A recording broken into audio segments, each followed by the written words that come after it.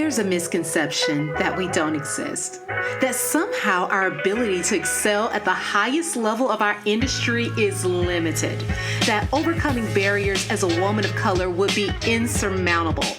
But what would happen if we decided to venture out on our own despite everything we're up against? I'll tell you. Welcome to the Black Girls Consult 2 podcast. I'm your host, Dr. Angelina Davis, a healthcare consultant, consulting coach, high performance fanatic, wife, and proud girl mom. I help transform female professionals into thriving solo consultants. And just like you, I'm wearing all the hats and doing all the things. So this podcast is to empower the busy female professional to move past fear to start and grow a successful consulting business, despite the obstacles you may encounter. We'll dive deep into consulting practice, business strategy, mindset, and more. So grab your cup of coffee or tea if that's your thing, and let's get started.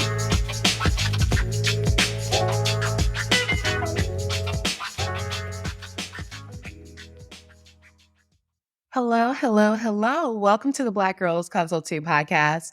I'm your host, Dr. Angelina Davis, and I am excited that you are joining me again for another episode this week. I want to talk about handling difficult sales conversations because this is something that comes up often, mainly because I think we focus heavily on the strategy or the tactic that we need to use in the moment when we're walking into the room or when we're getting on the call. We're focused heavily on what we need to say, what the pitch needs to sound like, what we need to convince the other person of in order for them to sign on the dotted line, when in all actuality, a lot of the work starts beyond that point. And what I like to share with clients, especially if they have gone through the consulting code, which is my course, or in a one-on-one consulting container, one of the things that I like to stress is that the way that you start and build your business is going to help you sell more easily in the end. And there are what I like to call 3 C's that I think need to be in place in order for us to sell most effectively. And when these things are there, then everything else, all of the strategies, all the tactics, all the things that you may use, you will use with greater ease, and they're going to convert a lot better. Those 3 C's are clarity, confidence, and conviction. So clarity, confidence, conviction. Now, I know you're probably thinking, look, what does this really have to do with sales? I thought I need to make sure that I can overcome objections. I need to be able to sound as if I am reassuring the potential client. I need to be able to offer some of the best opportunities so that they can really take advantage of it in the moment. And what I like to share is that, yes, you do. You do have to do all of these things. But when you have these 3 pieces of the puzzle, it's going to allow you to do that more easily. So let's talk about clarity. Often when we're going into a sales conversation, we are in the process of providing greater clarity for the person that we're speaking with. Typically, when someone has decided that you may be a solution to their problem, that you have an offer that they truly need, they are going to hop on a call or ask you to come to a meeting so that they can get more information. They want more clarity so they can determine whether or not they're making the best decision. They want to make an educated decision. So think about it like this. How can you really provide that level of clarity necessary for conversion if you don't have that clarity yourself? If you're not clear on what you do, if you're not clear on how you can help or what that's going to look like or the cost that that's going to be or the level of resources or work that it's going to entail in order to implement the processes or the strategies that you provide or that you recommend, how are you then going to provide the level of clarity needed for that other individual to determine that they want to move forward? The clarity has to start with us first. When we're thinking about being more clear, we have to have a greater understanding of our offer. We need to understand fully and acknowledge the fact that we have competition, right? They have choices. So there are competitors out there, and you need to know how you measure up, where your service or your offer lies within your industry so that you can speak to those differences or answer any questions or provide greater clarity when it comes to why you are better than the next person or the person that you consider your competition. You also have to understand and be clear about your positioning and your industry. Your positioning and how you fit into your industry makes a huge difference in whether or not your solution is going to be something that they really need in this moment. Those are all things that they're trying to figure out. But if we don't know those things ahead of time, if we don't have that level of clarity, then it's going to be difficult because you need to have clarity around that. You need to know why your thought process or your method or your solution or your framework is different and what makes it better. All of these things are involved with gaining the level of clarity that you need so that you can sell more effectively when that time. But I think one of the biggest hindrances that most people have is that they haven't taken the time to actually map that out. One thing that I have always found to be extremely helpful for myself, and I also know that clients have enjoyed this well, is mapping out their messaging. Because when they have a guide with regards to their core values and their beliefs, their philosophy and their approach to how they're solving problems, the types of solutions or prescriptions they provide, and the perspectives that they have on the industry at large. And when they're very clear about what that looks like and what that means for them and their business, it makes it very easy to have those conversations. So much so that you'll feel like you are repeating yourself over and over again. And that's on purpose. You shouldn't be changing like the wind. You need to be very clear about those things. And the clearer that we are in our messaging, the more clarity that we have with regards to all of those items, the easier it's going to be to convince someone else. Because our clarity is going to provide reassurance to the client that is interested or potential client that's interested that we can indeed help them. And that all stems from having that initial clarity. It's another reason why having a core offer is extremely helpful. Because when you are not making up your offers as you go or creating a new package every time that you want to work with someone, then you're going to get better and better about explaining that offer. You're going to know more about what it takes in order to deliver that offer. You're going to understand better the resources that are required based upon what that potential client actually has available to them and how that is going to impact them financially as well as energetically in order for them to attain the success that you're promising. All of this creates a higher level of clarity over time. And so this initial piece of the puzzle to being able to handle those difficult sales conversations and be more effective is having clarity around your offer, your approach, your perspective, your philosophy. That clarity is one of the first things that you definitely have to have.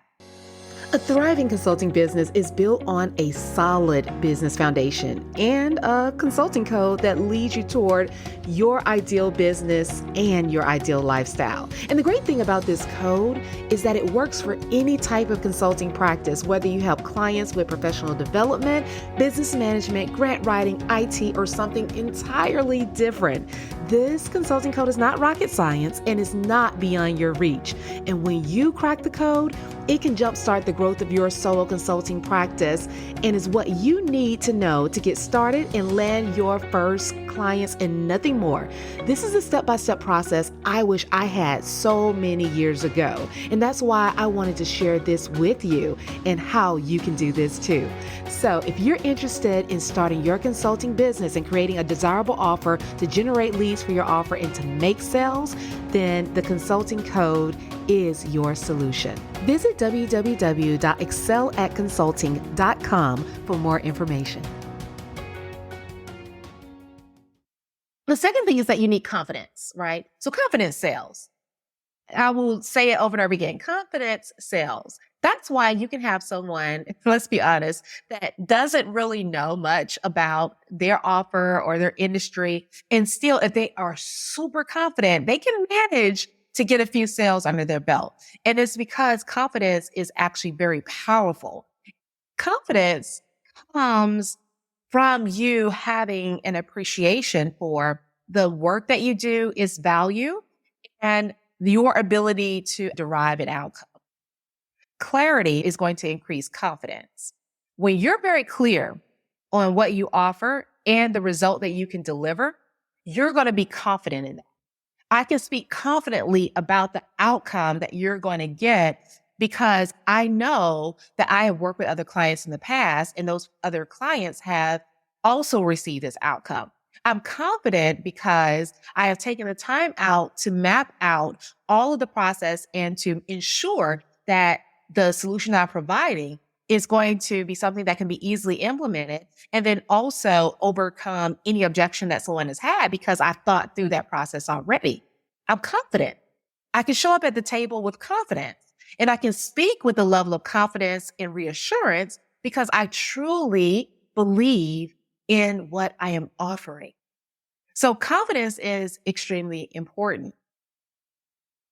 Something as simple as asking for directions. If we are in a city that we've never been in and we're driving down the street, and we happen to see someone, I know this has happened to me many times before, and I'm asking like, hey, how do you get to, I don't know, a high school, a bank, or something that is more familiar in the city? Ask for direction. And if that person hesitates and they don't seem confident, I guarantee you I'm not taking their advice. I'm not taking their advice because I know that there is some uncertainty there.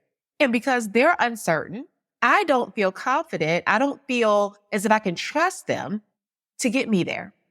Now, when I may find someone else who can confidently say, oh, hey, I know that place. I went to school there. I can tell you exactly where it is. And they can communicate the directions with a level of confidence that provides reassurance, then I am going to follow their directions to the T.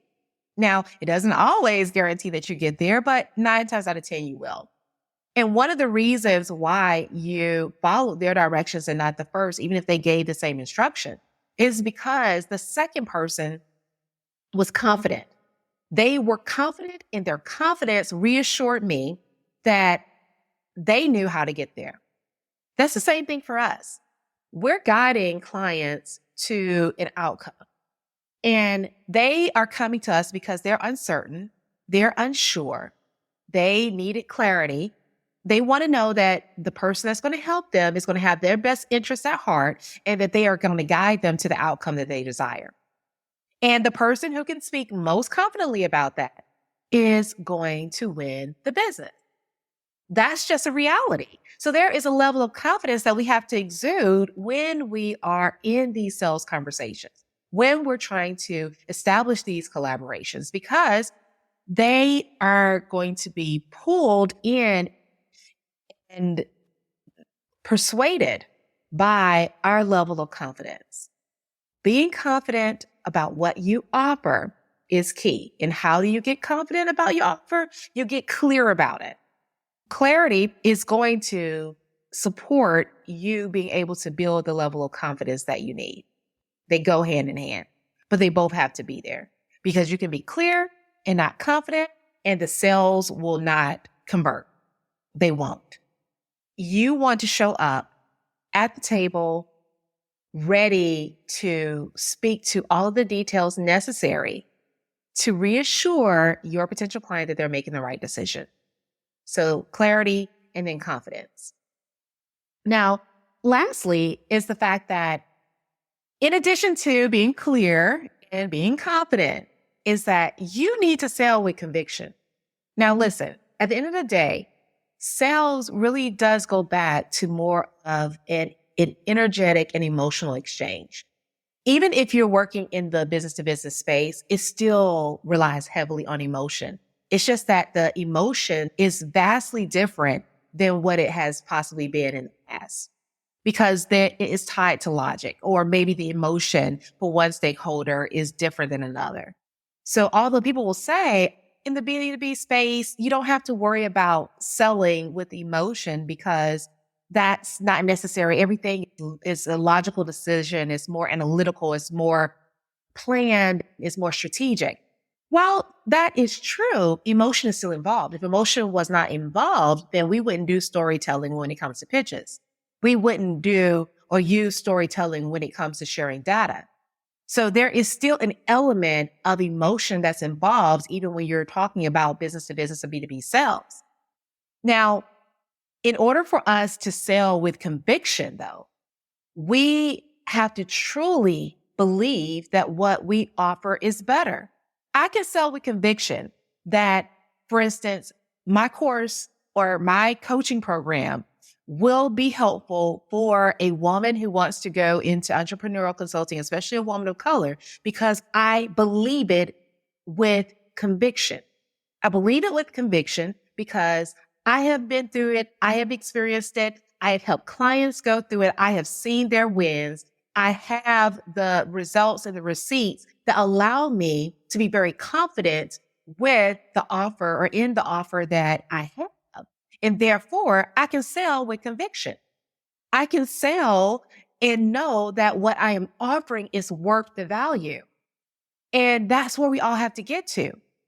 You can sell in the same way. You believe in your offer. You believe in what you bring to the table. You believe in your value. That is key to you being able to convert clients in the end, is that conviction. People need to see that. If you don't believe in yourself, why in the world would they believe in you?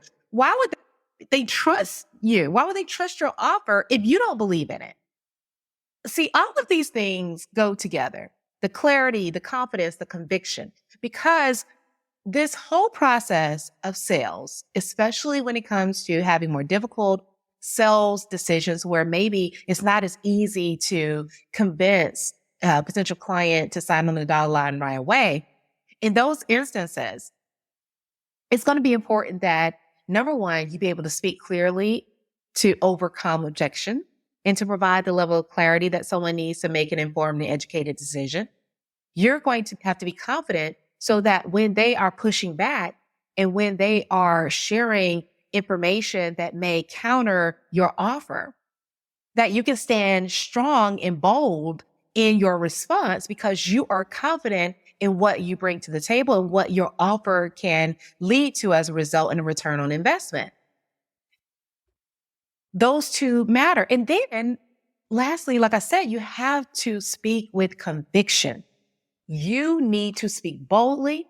You need to speak as if you know beyond a shadow of a doubt that your solution is best for them. And that's why this whole process of going through a discovery and into sales is all about you figuring out whether or not your solution would be a good fit.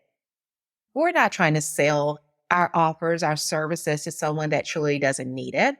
So you're going through the process of determining whether or not this person, this business is aligned with your offer. And once you determine that they are and that they would be someone that you would like to collaborate with, then you need to ensure that you're speaking with clarity, confidence, and conviction so that they also know that. They need to hear it from you. They need to feel it from you. And so when we get into those difficult moments where we're struggling with conversions, often one of these three things are missing. Usually when you get down to it and you trace it back and you go back to the basic, some of the difficulty lies in either not having the clarity that you need, not being confident in your offer like you should be, or not being able to speak about your offer and the results and the promise of your offer with conviction. So I want you to think about that as you're going into your next sales call or your next sales meeting. I want you to really think through this process. Am I clear on what I offer? Can I explain this well? Can I share more about how I'm able to help potential clients navigate objections or difficulties? How can I adjust my approach to show that my offer is adaptable and amendable to their circumstance? That's the clarity piece. How can I speak with confidence and speak boldly about the promise that I'm making. Why do I know that to be true? What results do I have to show? What testimonials do I have? What case studies can I share? All of that builds confidence. And then the conviction piece is, am I saying this in a way that makes it clear that I believe more than anybody else that my results are meaningful and that they are transformational and that they are life-changing? That's the conviction.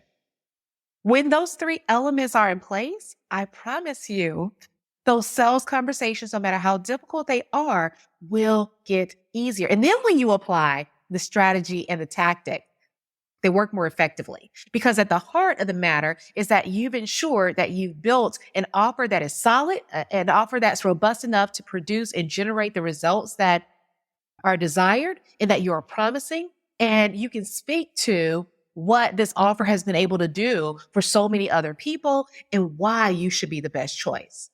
That's the whole conversation.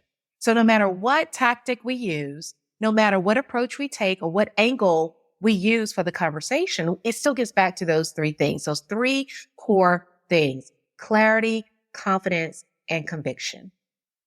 All right, guys, I hope you enjoyed this episode. As always, I want you to reach out to me on LinkedIn or Instagram. Send me a DM. I love to have a chat about the podcast. Just let me know you listen. I love to always hear from you. If you enjoyed this episode, make sure you share it with a friend. It helps us to reach more and more people. And then also, don't forget, if you enjoyed this episode or any other episode, leave a 5-star rating on Spotify or Apple Podcasts. I would love to get your feedback to share with others so that we can grow and allow the podcast to evolve and expand over time. It has been an absolute pleasure. I'll talk to you again next week. I hope you have a great one. Bye. Thank you for tuning in to the Black Girls Consult 2 podcast. If you enjoyed today's episode, be sure to leave your review on Apple Podcasts, subscribe, and share it with a friend. We're on a mission to increase the success and longevity of women in consulting, and you can help us do that. Also, I'd love to hear from you, so let's connect at Dr. Angelina Davis on Instagram or LinkedIn. And don't forget to visit excelatconsulting.com for more information to support your consulting journey. Until next time, take care.